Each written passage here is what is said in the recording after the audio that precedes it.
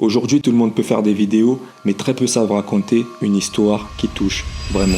Après avoir travaillé avec plusieurs marques de luxe, j'ai compris une chose, la vraie différence, ce n'est pas la caméra, c'est le regard du réalisateur. À partir d'aujourd'hui, je vais vous montrer comment moi je raconte mes histoires, de l'idée jusqu'à l'image finale. Si tu t'intéresses au cinéma, au storytelling, ou si tu veux comprendre comment transformer une idée en film, que tu débutes en tant que créateur, réalisateur, filmmaker ou juste c'est ta passion, cette chaîne est faite pour toi. Ici, je vais vous ramener en immersion dans les coulisses réelles du métier du réalisateur.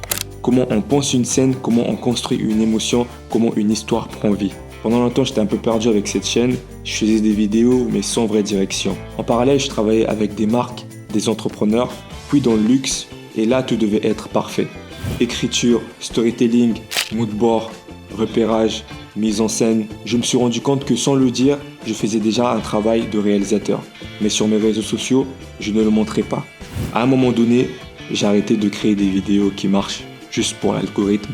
Et j'ai décidé de créer des vidéos qui racontent quelque chose, pas pour l'algorithme. J'ai commencé seul chez moi à m'entraîner, à faire le storytelling, images, émotions. J'ai commencé à poster un format par semaine sur Instagram pour progresser. Et en parallèle, je recevais de plus en plus d'histoires sur les relations modernes. C'est là que j'ai compris que mon sujet était évident. Les relations, les incompréhensions, ce qu'on n'ose plus dire. J'ai commencé à transformer ces réalités en court-métrage. Dès là est née la mini-série On s'aime mal. C'est une mini-série qui parle de la gène Y et de la gène Z des relations modernes. Ghosting, peur de s'engager, superficialité, quête de soi avant l'amour.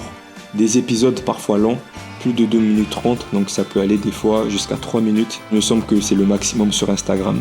Le type de contenu que tout le monde te dit de ne pas faire sur Instagram. Et pourtant, elle a fait plus de 200 000 vues accumulées sur tous les épisodes.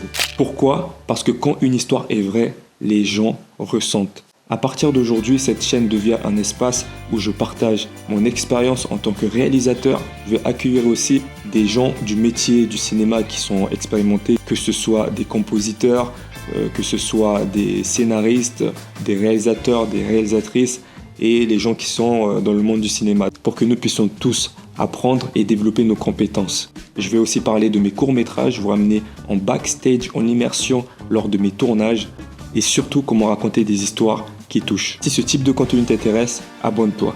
Dans la prochaine vidéo, je te parlerai en détail de ma mini-série On s'aime mal. Je vais parler des scènes clés, la mise en scène, je vous ramène en immersion dans les coulisses du tournage. Je vais parler aussi de l'éclairage, comment j'ai éclairé chaque scène et aussi l'écriture, l'inspiration, d'où m'est venu. On avance step by step. Ciao.